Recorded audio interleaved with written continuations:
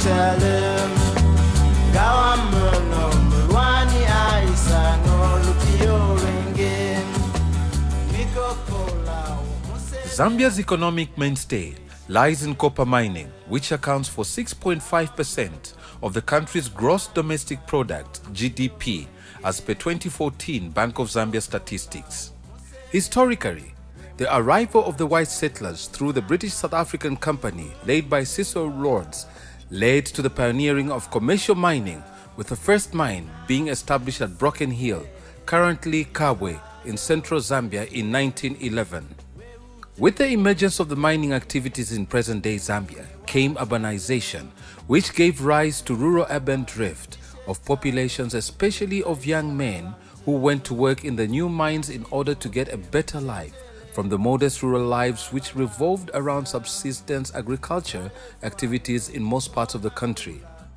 The Extractive Industries Transparency Initiative, which is a global coalition of governments, companies and civil society, works together to improve transparency and accountability in the management of revenues from natural resources. We produce reports which disclose what companies have paid and what the government has received. Our aim is just to facilitate the production of this information on the payments and receipt. The revenue from the extractive industry in Zambia for the year 2013 amounted to 8.2 billion kwacha. This is an aggregate of amounts paid through taxes, royalties, dividends, Environmental Protection Fund, and social payments. However, even though local communities, like anywhere else in the world, expecting the wealth generated to result in a better life, better schools, better hospitals, better infrastructure, simply a better tomorrow, expectations have not been met, save for the numerous challenges these communities have had to endure, especially the women and children. Indalama shonse shibasekera mu cyaro kino nikuopa bale imbabe na myesumu namafuta kwa futwa sekera baadi wole fifuba baadi onaika mulando wakungira pa mine hapo tapadi wa fuisha na nguvu po bale kera machitota kuli kula cyo fino fino kuteko wa musango shani bati bena bale sekera mu abena myesu babombere baadi bombesha ukufunya ndalama mu mugojuma tayi ino Zambia kandi nikopa ena nikani yabamu. Zambians, they are like destitute, they have got nowhere to go. This is their own country, but they are stealing their wealth. All their wealth have been stolen. They are remaining as the peasants, shall I say. They are just roaming. We have got a lot of children roaming in the streets. No enough schools, no job opportunities, no training facilities. In fact, those money that has been is being delivered from the mine should come to the people, to the citizens, to the community, so that they improve their standard of living and their welfare. Needless to say, there is hope. Hope through a revenue sharing mechanism, which is guaranteed through a legislation provided by the Mines and Minerals Act of 2008. It's very important that I should make mention that this mineral sharing mechanism is not only an idea that we are wishing to have. I think this is something that has got a legal backing that supports the implementation, and it gives us more confidence that we should push for such a mechanism to be implemented, because it is being supported by legislation. And this is found in the Mines and Minerals Act of 2008. It says the minister responsible for finance shall, in consultation with the ministry responsible for mines, implement a mineral royalty sharing mechanism for distributing royalty revenues. Primarily, it is a mechanism, if put up very well, that can respond to the whole challenge of poverty. It is a mechanism that allows the redistribution of mineral resource rent or profits or revenues that come from the extractive industry. And one mechanism that can allow the redistribution of that money into other sectors of the economy, but particularly looking more at local development efforts. So it is a mechanism that can allow that kind of money to be plowed back at community level. It's important that we look at mineral sharing or resource sharing mechanism that then allows us to be able to develop those local areas, that allows the communities to be able to benefit from those areas. So community beneficiation is very key, but also that allows us in terms of distributing wealth equitably. The rationale is like a compensation to the community in terms of the mining activities which are taking place. Some of them have got an adverse effect. Environmental degradation, rivers are polluted, they dig big holes, I think in the ground. Some of these holes become breeding grounds for mosquitoes. Then health-wise, there's air pollution, like when it's a smelter, all these things, they affect the community. So this, I think there's a need to somehow compensate the community for the burden they are bearing in the, I think, mining activities taking place in their various areas. When you monitor and look at the mines, there hasn't been adequate compensation and adequate profit sharing mechanisms in the country.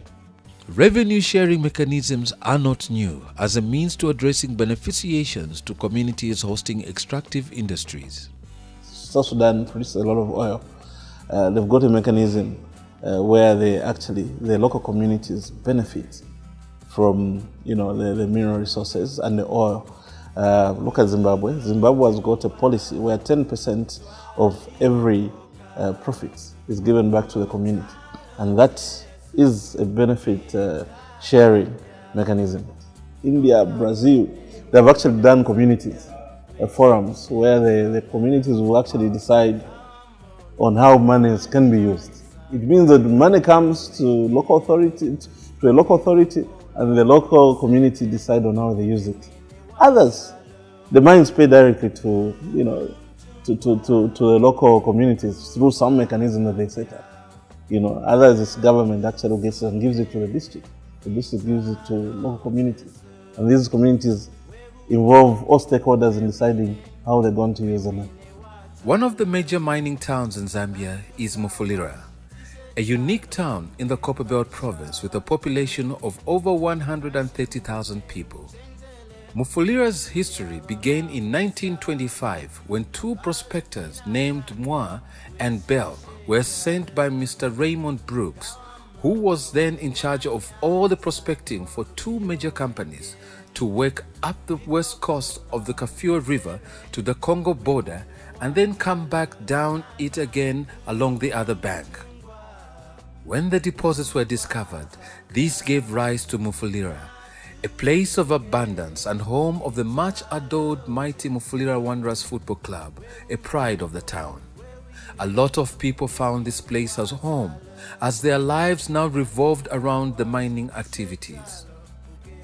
One of the residents is Mr. Damon Kachusha Musonda, who is a resident of Kankoyo, a residential place beset by many challenges owing to mining activities. He came to Mufulira in 1958 at the peak of the emerging mining activities in Mufulira. When I came in Kankoyo, because these houses were for the staff, life was a bit quite okay during that time because the condition of life was good.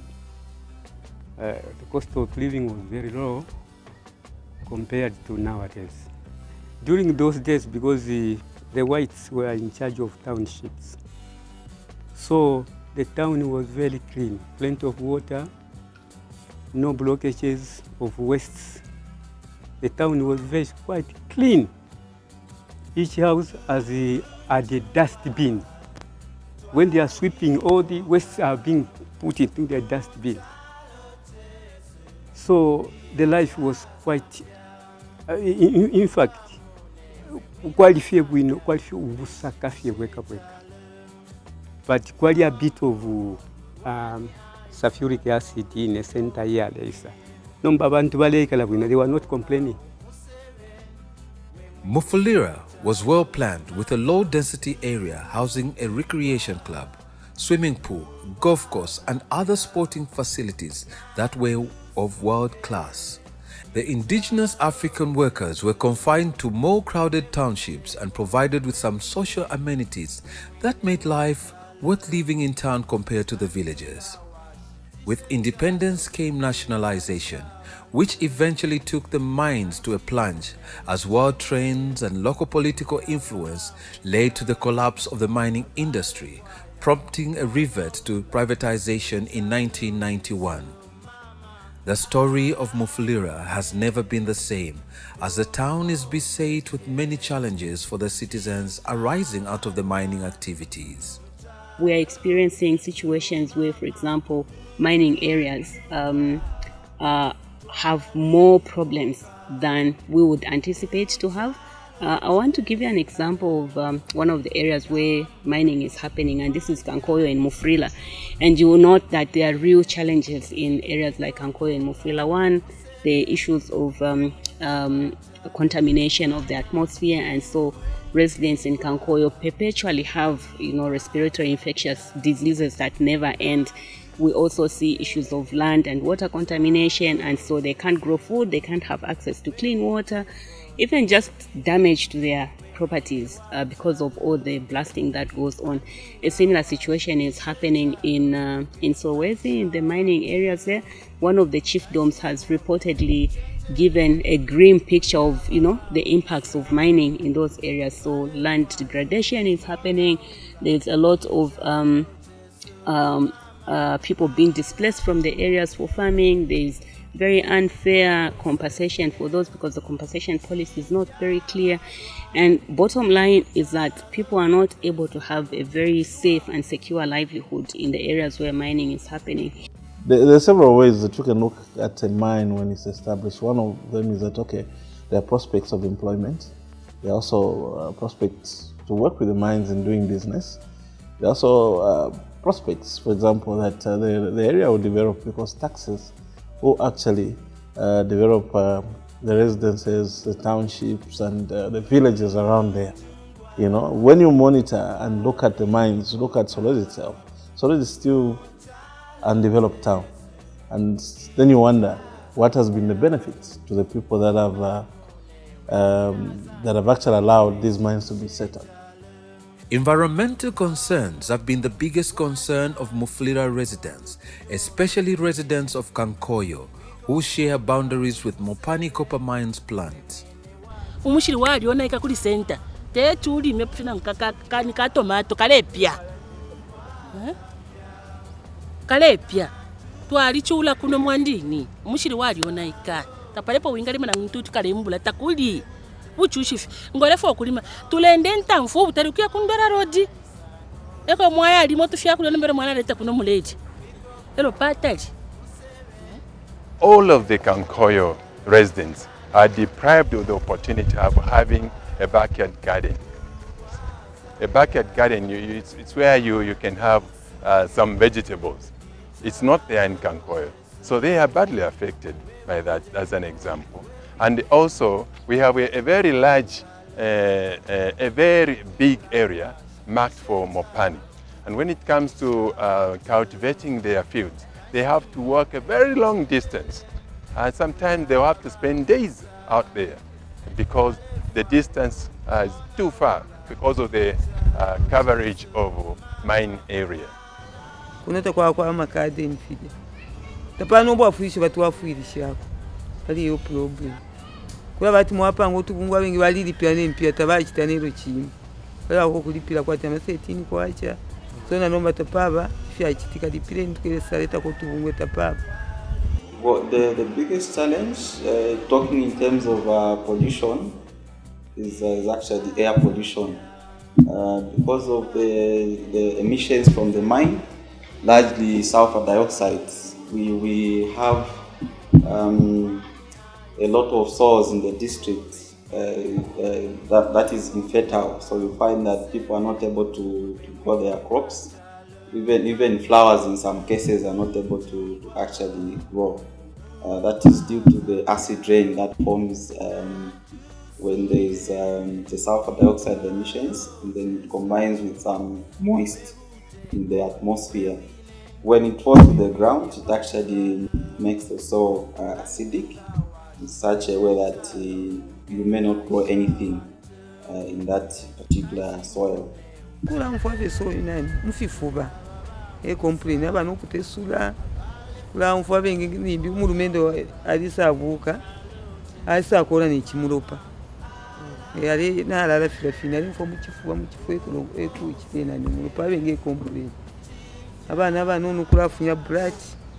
We have had an opportunity of going into the records of the health institution at Ronald Ross, and we saw that most of the people in Kankoyo are affected by respiratory problems, and this is the main problem in terms of health. Okay, the others are suffering from eye and skin irritations.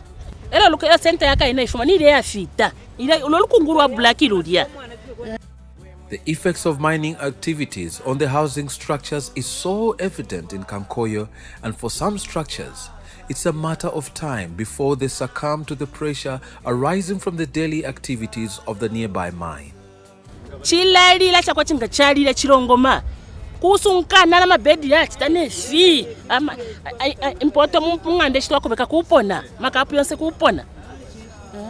Nearly every house in Kankoyo has developed a crack. Others have very serious cracks that you would extend your hand from inside and greet another person outside. Good morning. You can see the serious, how serious the situation is.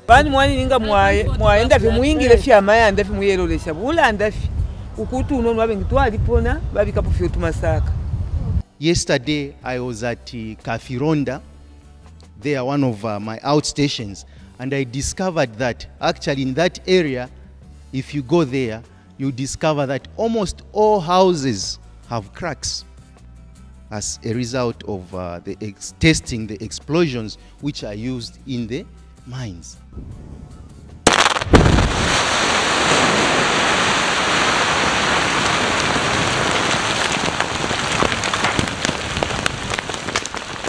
And this noise pollution goes further to disturbing the children. How do you study in a very noisy environment? The effluent coming from the mine, the children actually go and play in such water.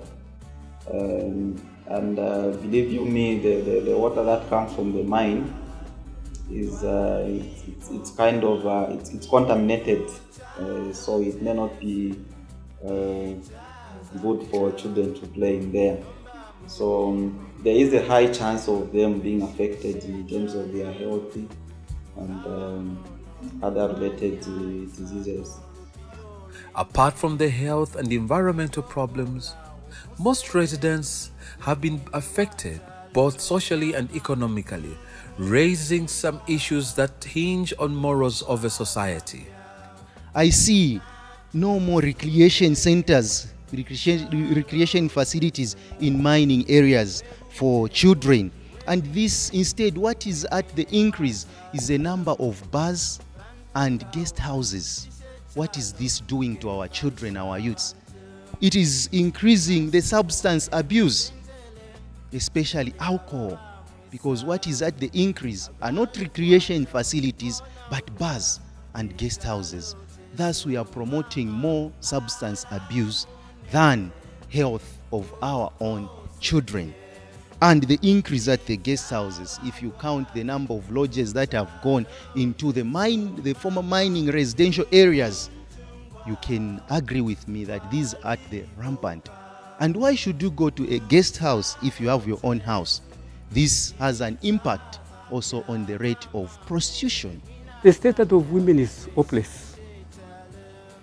There is no welfare for women where to go and spend their time.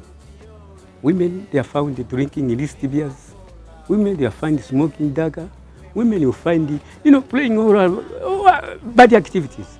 There are areas, all the structures have been taken by bars, all the structures and the people being taking advantage of changing those buildings to churches.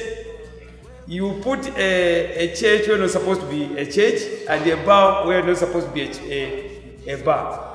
So those areas, we can ask those who are supposed to assist us or talk to them as we discuss so that we change those places to the right formation so that we start using those structures. And as we are talking about women and children, children can start using them for plumbing, whatever women, you buy sewing machine for those women. At the end of the day, we start gaining from those structures because those structures are there. But what are we using those structures for? We are just using those structures for, I think this time we've got so many bars there if you go to Kankoyo, where there's a food education area. Most of the things people have done them in the other areas, so we need to utilize those structures for the right purposes. Mufulira is home to one of the largest underground mines in the world, and the revenues arising therefrom cannot be disputed.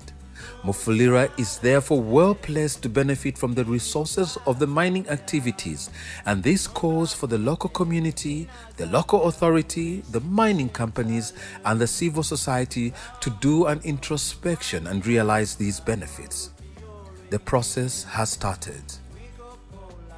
The reason why this meeting is extremely important for us as the Center for Trade Policy and Development, together with our partners such as OXFAM and the Zambia Tax Platform, which is a consortium of non-governmental organizations that are working to ensure that we come up with proper tax policy in Zambia, is because, first of all, we strongly believe that the extractives industry can be a driving force in terms of leading the impact for poverty reduction in this country. It is very important for us as stakeholders in the district of Mufulira to create awareness around the current status of community benefits and the impacts of mining on women and children.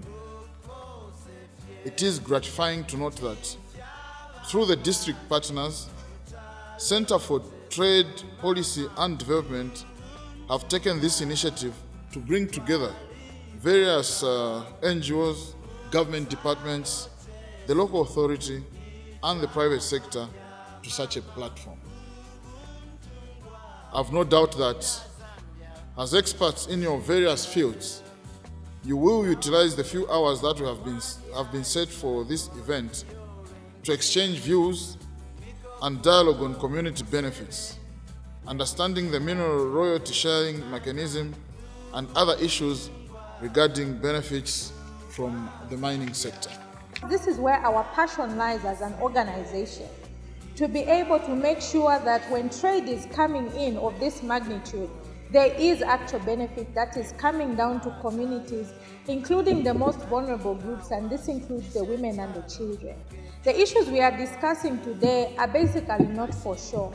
Why are we focusing on the women and children? It's because we understand that the highest forms of vulnerabilities are hitting these groups and nobody is standing up to speak for them.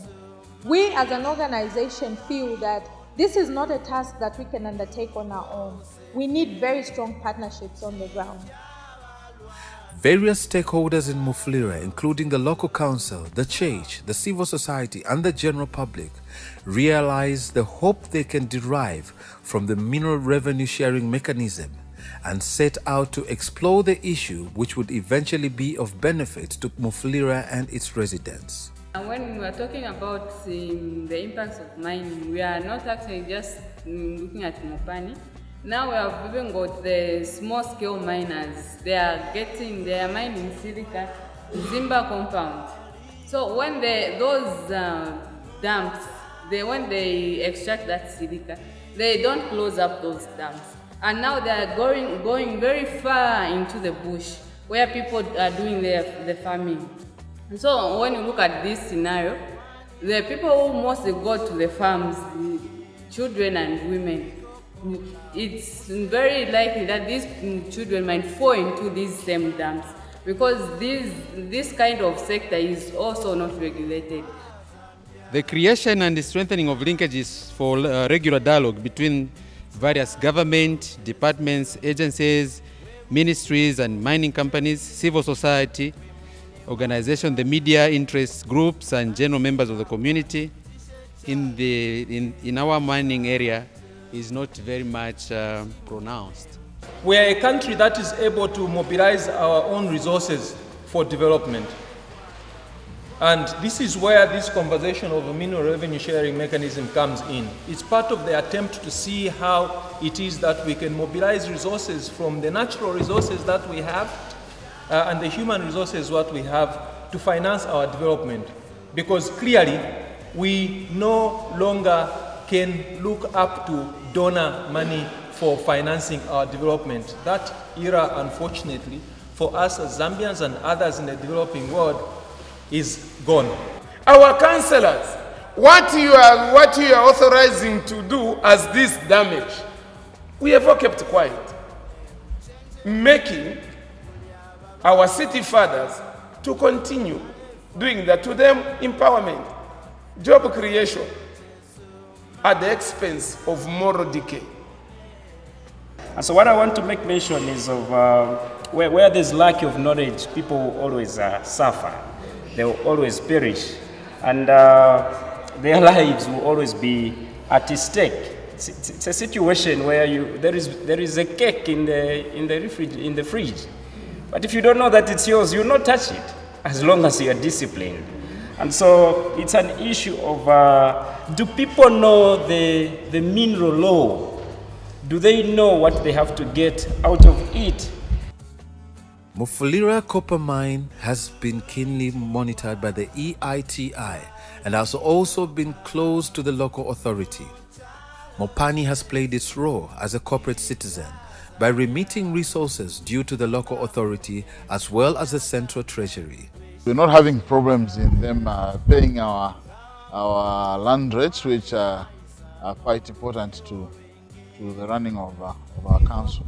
So they're paying in time. We don't have problems like other mining companies are having with the local councils where they're operating from. According to the reports, we have 2 categories of payments which went to Mufulira Municipal Council. The first one is the social payments. This is about 57.5 million kwacha. And the companies, or Mopani as a company, they also pay property rates and the annual business fees. And this came to about 8.4 million kwacha. Social payments, these are voluntary payments by the company to the community in trying to address, I think, the problems or challenges being faced in the community. And for an example, could be they construct a school, a clinic, some roads. Sometimes they pay cash to the community to pay something which they need. Sometimes they sponsor maybe a football team, something like that. But it's a voluntary contribution by the company to the community. At current levels, is that we have got 2 structures. We have the central government and we have the local government. And most resources go to the central government. At local level, the only incomes that we have are either income from properties or income from these business people that are doing timbers around. These are the only incomes. And even at local level, we still access certain monies from the mines. And these are monies to do with the property rates. And using that act Aubrey has been talking about, that is why we had the EITI. The coming in of EITI was basically to address that issue, because at government level, they were talking about that we don't know how much, even as little as what the councils where these minerals are, how much are these councils receiving and how are they spending it?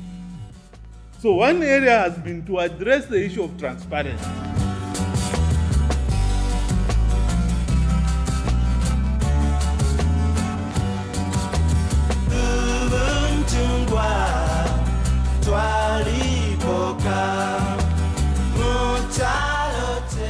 The duty of ensuring that there is beneficiation should fall on government, because government runs the government system on behalf of the people. And it's the government's job to ensure that, first of all, services are done to local communities, water is provided, health is provided, electricity and the like. Government needs to ensure that they are collecting the money. After they collect the money, they need to ensure that the money gets to the community. But tax bampani wala bapela. No babe na babko swa kama tumba yao basula. Tabatu sakamana. Panshoshi ne bali pisha tax ngawe tukuyira mu amayanda. Bashira bampani abe nenchende yonse ne batya bale bomfia.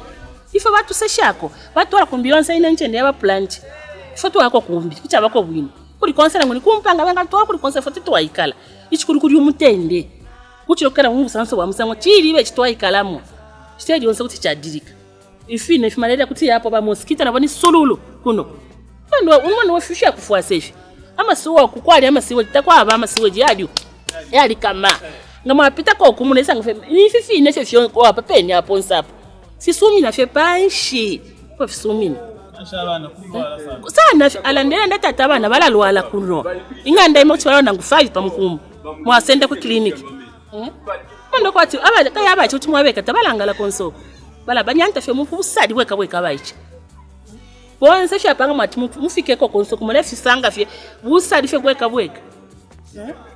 Kale tota mpa kupera report uteko tabutsa kamana. Namba kuchitwa chitashani. If there was a move to attempt us to be removed somewhere, that is acceptable. Pantu nishibatu pususha. Abantu kuno balafwa ni particularly. This area already na itampo kita develop maklax through blasting. You ngabale kita blast you. Maklax all over. You can see the ditches there. There is a ditch which entails the ground is very weak. Otherwise, mukasangama and yangira panshi on sefina abantu ba yangira panshi pamgoti.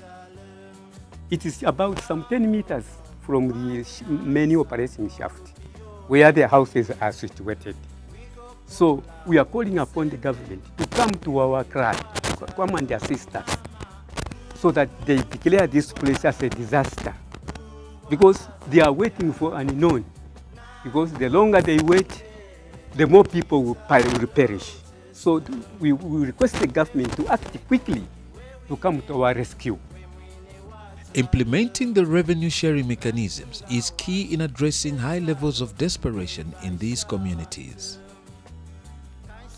Achieving an agreed mechanism through establishing modalities for implementation, guided by the existing legislation under Section 136 of the Mines and Minerals Act and other related laws, including decentralizations, needs serious consideration by all stakeholders, especially with the two ministries of finance and mines taking a lead. So at national level, I think CTPD has taken an initiative to put together a technical working group.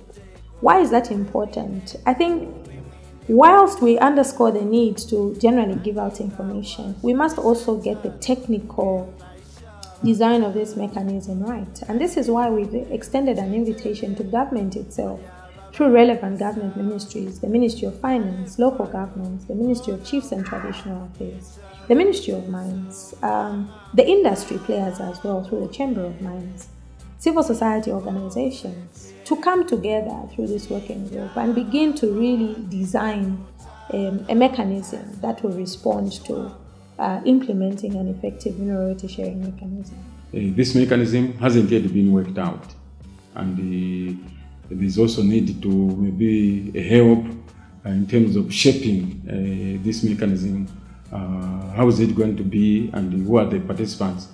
And one of the things that the Center for Trade Policy and Development is doing is trying to increase the levels of awareness.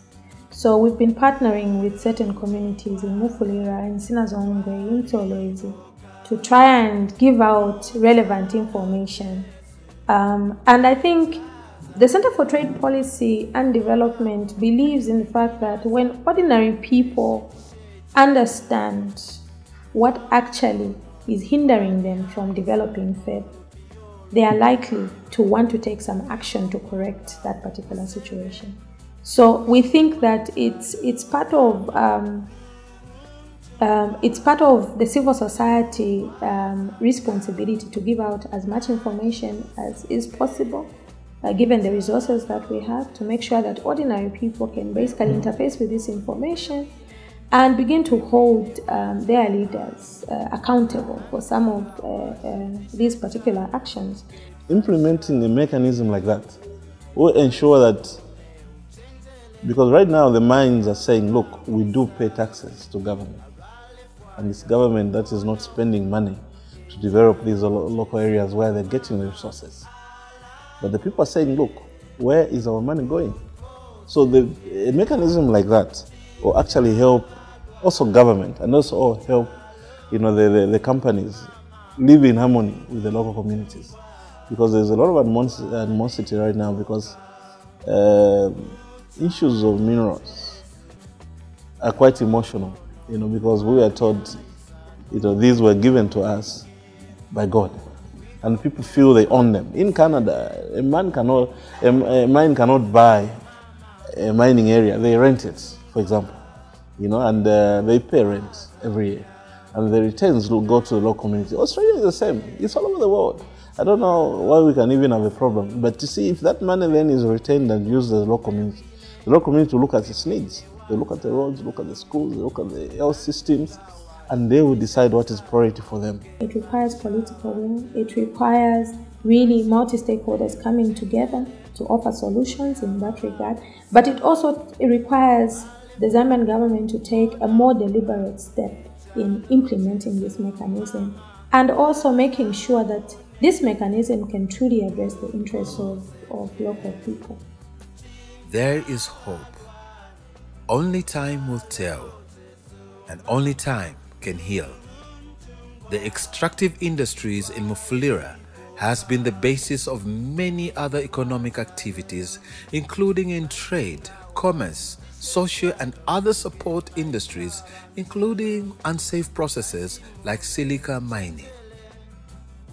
The resolve of the residents of Mufulira cannot be underrated, as they will engage at whatever level, as their hope still hang on to get their share of their wealth. There is no profit whatsoever which can amount or be equated to human life, especially the life of the vulnerable, that is the women and the children. Therefore, using all the provisions in the international accounting standards, we or I expect more health talks with the mining industry and more health talks and health care provisions from the mines to the local people. I also expect more restorations to be done to our environment here in Mufulira, especially from the mining industry to areas where our people are staying and are largely affected by the mines activities. So we request the government to look into this condition immediately. We cannot be left like slaves. Our wealth has been stolen. Where are we? This is our motherland. We've got nowhere to go. Local communities have very high expectations in these places where mining is taking place. They expect better schools, you know, they expect better hospitals, they expect better roads. So their expectations are extremely high. And one way of making sure that we can respond to the local development agenda is to make sure that we have a way of channeling back the money from central government that comes from the mining industry back to the subnational level through the local councils, to make sure that through the district development plans or strategic plans, which outline the priorities of the district, development interventions can actually be undertaken at that level. As a country, you know, we cannot run away from the fact that we will need to have a way of actually taking back some of these resources in the form of investment, in some form of employment, in form of the actual cash itself being given back to the communities. The issue of implementing a mineral royalty sharing mechanism in this country must be prioritized. It's not something that should be politicized. It's something that must be given the due attention. There are real challenges in the communities where we've been, and we believe that if we have a listening government, they'll begin to put in place this particular mechanism to respond to the unique challenges that communities in extractives are actually facing. Mining is a wasting asset, and the people's aspirations should be met as long as the mining activity is alive. A shared vision among the people of Mufulira, the people who govern them, and the custodians of the mining industry is what will guarantee a sustainable solution to the perennial needs of the residents. A guarantee through a mineral sharing mechanism may bring in that hope. Mufulira would once again rise to the glory of its days, a place of abundance.